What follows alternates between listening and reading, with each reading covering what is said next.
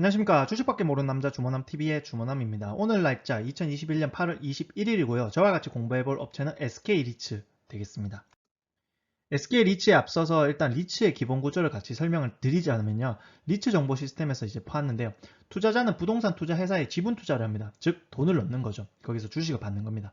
그래서 부동산 투자에서는 돈을 받아서 투자 자산을 삽니다. 사서 이 투자 자산에서 발생하는 임대료, 개발 이득을 받고 이것을 배당 90% 이상을 해줍니다. 투자자는 영업인가 등록한 날부터 2년 이내 총수의 30% 이상을 일반인의 청약을 제공을 하고요. 부동산은 총 자산의 70% 이상을 부동산을 가져야 되고요. 투자자에게 배당을 해주는데 배당 가능 이익은 90% 이상 배당 의무가 있습니다. 90% 이상을 배당한 경우 그 금액은 해당 사업연도의 소득금액에서 공제, 세금 혜택을 받고요. 부동산 매각 소득에서 발생할 건데요. 법인세 소득 공제 제도로 인하여 부동산 양도 차익도 배당 소득 공제로 규정이 적용되고요. 배당 소득을 수취한 투자자 단계에서 소득세 또는 법인세가 과세된다고 생각하시면 될 것 같습니다. 공모 예정을 보면 지분율을 보면요. 위에 맨 윗단에 SK 주식회사가 SK 리츠 운영의 지분을 100% 갖고 있습니다. 이 리츠 운영이 SK 리츠와 클린에너지 리츠의 자산관리 위탁을 했고요. 그래서 SK 주식회사는 지분 50%를 SK 리츠의 지분 50%를 갖고 있고 여기에 플러스 책임 임차 계약을 SK 리츠와 맺고 있습니다. SK 리츠는 클린에너지 리츠의 지분을 100% 갖고 있고요. 클린에너지 리츠는 SK 에너지와 책임 임차 계약을 맺고 있습니다. 이번에 상장되는 SK 리츠 같은 경우는요. 대주당 6.18억, 브릿지론 2,290억, 그리고 이번에 공모 예정가 IPO 금액은 2,326억 원, 프리 IPO 1,550억. 아까 말씀했던 것처럼 공모 예정을 보면 오른쪽에 지분이 딱 30%입니다. 법에서 딱 정한 정도. 그래서 지분율 30% 정도를 이번에 공모한다 생각하시면 될 것 같고요. 최대 주주는 SK 50%를 갖고 있고 나머지 신한은행 6%, 그리고 삼성증권 4%, 그리고 KB증권 1.16%, 새마을금고 6%, 한국투자증권, 삼성증권은 이번에 공동대표 주관회사로 해서 플러스 0.71%, 그리고 메리츠증권이 0.39% 갖고 있다 생각하시면 될 것 같습니다.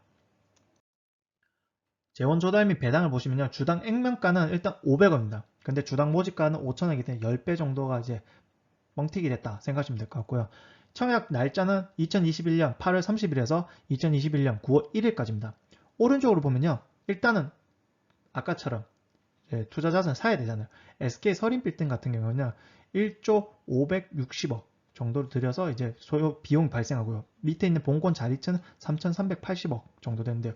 재원조달은 자기자본 5,425억, 임대보전금 326억, 장기차입금 6,018억, 단기차입금 2,290억으로요. 일단은 자기자본은요. SK에서 출자를 했습니다. 3,876억 원. 외부 기관 투자자가 1,550억이고요. 이걸로 해서 자기자본이 해결됐고요. 단기차입금은 이번에 공모하는 자금 2,290억인데요. 총 공모 금액 위에 보면요. 2,325억인데요. 발행 비용을 39억 빼고 순수 2,286억 정도인데요. 이것을 단기차입금으로 퉁치면 장기차입금 하나만으로 남습니다. 그래서 나중에 비용이 발생할 건데요. 여기에 대해서 이자가 나간다 생각을 하시면 될 것 같고요. 그리고 배당 기산을 보면요. 연배당 수익률이 5%인데요. SK 리츠는 특이하게 분기 배당입니다. SK 리츠를 제외하고 나머지 리츠는요. 반기 배당인 게 비해서 분기 배당이기 때문에 조금 더 메리트가 있지 않나 생각이 듭니다. 그래서 연배당 수익률 5%를 4등분해서 이제 배당을 준다 생각하시면 될 것 같습니다. 공모 물량을 보면요. 기관 투자자와 일반 청약자 물량을 합친 것을 보면요. 가장 비중이 큰 한국투자증권과 삼성증권의 비중을 보면요. 3,480만 8,212주를 한국투자증권과 삼성증권이 이제 가지고 있습니다. 그래서 총 보면요. 74.84%를 갖고 있다고 생각하시면 될 것 같고요. 이 중에 일반 청약자, 저 같은 개미들이 청약할 수 있는 물량은요. 876만 2,464주로 이제 요 정도 갖고 있습니다. 그래서 한국투자증권과 삼성증권만 하더라도 비중이 이제 62% 정도를 됐다고 생각하시면 될 것 같습니다. 이번에 보면요. 증권사 혜택이 있더라고요. 그래서 SK증권과 하나금융투자는 보진 않았고요. 한국투자증권과 삼성증권을 봤는데요. 한국투자증권을 이용하시는 분들 보면요. 이번에 저같이 그냥 저는 NH나무를 사용하기 때문에 저는 온라인 전역 여기 해당되기 때문에 청약하는 50%밖에 안 됩니다. 그래서 일반은 100%, 우대는 200%, 최고 우대는 300%. 삼성증권을 보면요.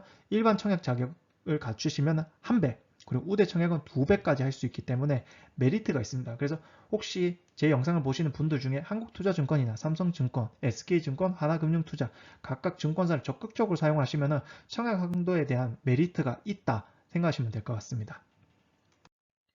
이제 SK 리츠 자산을 보면 SK 서린빌딩이 있습니다. SK 서린빌딩 같은 경우에는 주 SK의 본사라고 생각하시면 될 것 같고요. 일단 매매가는 1조 30억 원 정도입니다. 그래서 임대료는요 3.9%로 해서 연간 392억 원을 벌어들이고 있고요.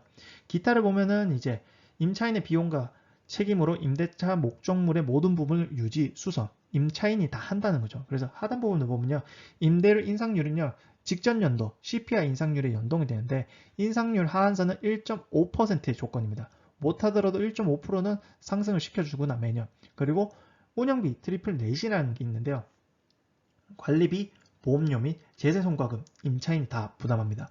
그리고 더 좋은 거는 SK주에서 책임 임차하고 있기 때문에 공실률이 최소다. 그래서 오른쪽으로 보면 SK 서린빌딩을 그러니까 CBD 권역 프라임급 오피스 임대료 수준 현황을 보면요. SK 서린빌딩의 보증금과 월 임대료는 가장 높습니다. 평단 보증금이 162만원, 그리고 임대료는 평단 16만 2천원, 대신 관리비는 중간 수준이라고 생각하시면 될 것 같습니다. 서린빌딩은 최근에 1200억을 들여 리모델링을 완료했기 때문에 SK 본사는 이 빌딩에서 나갈 생각이 당분간은 없습니다. 그리고 책임임차로 아까 말씀드렸던 것처럼 5년이기 때문에 5년간 나갈 일이 없고요. 이 빌딩은 지하 7층에서 지상 36층까지 엄청나게 큰 건물이고요.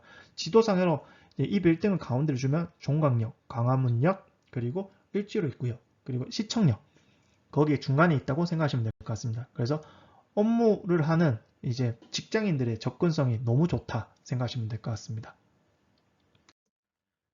이제 자산의 전국에 116개의 주유소를 인수를 합니다. 이번에 매매가는 7,654억이고요. 임대료율 4.2%로 인해서 연 321억 원이 들어옵니다. 그래서 임대료 인상률을 보면요. 직전 연도 CPI 인상률에 연동을 하고요. 인상률 하한선은 1%입니다. 못하도 1%라 한다. 그리고 트리플넷은 관리비, 보험료 및 제세성과금 임차인이 부담하고 SK에너지에서 또 역시 책임 임차해서 공실률 최소인데요. 위를 보면요. 임대차 기간이 10년입니다. 아까는 5년인데 이거는 10년이기 때문에 꾸준하게 10년 동안 걱정 없이 들어오지 않을까 생각이 들고요. 주유소 개수를 보면 오른쪽에 서울 16개, 경기, 인천 40, 지방광역시 28개, 기타 32개. 직영 주유소라고 생각하시면 될 것 같고요. 하단 부분에 보면 이제 지역별 분포들을 그림으로 볼 수가 있는데요. 서울 수도권이 48%다 생각하시면 될 것 같습니다. 그래서 SK 리츠 앞으로의 방향은 일단 주유소의 변화입니다. 스페이스 플랫폼 전환으로 되어 있는데 이게 어떤 거냐면 가볍게 1층은 주유소, 전기 충전, 수소 충전 이런 충전소가 되는 거고요. 2층은 전기차 수리, 정비 및 배터리 교환, 그리고 3층은 물류나 리테일 같은 산업에 입점을 해서 추가 임대 수익 및 주유소 매각이 하게 되면 거기에 대한 비용을 또 배당을 하기 때문에 주유소가 조금 더 발전 가능성이 있다 생각하시면 될 것 같고요. 그리고 우선 매수 협상권이 있습니다. SK U타워, SK 플래닛사워, SK T타워. 그래서 이 빌딩을 판매할 때 SK 리츠가 우선 매수 협상권을 갖고 있습니다. 그래서 무조건 아마 우선 매수 협상권을 발휘해서 이 빌딩을 인수를 할 때요. 저희 같이 이번에 청약하고 그리고 앞으로 주식을 살 사람 이 기존 주주의 유상 청약이 이제 이슈가 있을 겁니다. 꼭 유상 청약에 참여를 하셔서 이제 기존 주수의 비율에 나눠서 배정받은 주식은 꼭 사시면 이제 평단도 떨어지고 주식 수도 늘릴 수 있는 일석이조의 효과를 누릴 수가 있을 겁니다. 앞으로 방향 보면요. SK, 그러니까 모, 리츠에서 하단 부분 자리츠를 5개로 만듭니다.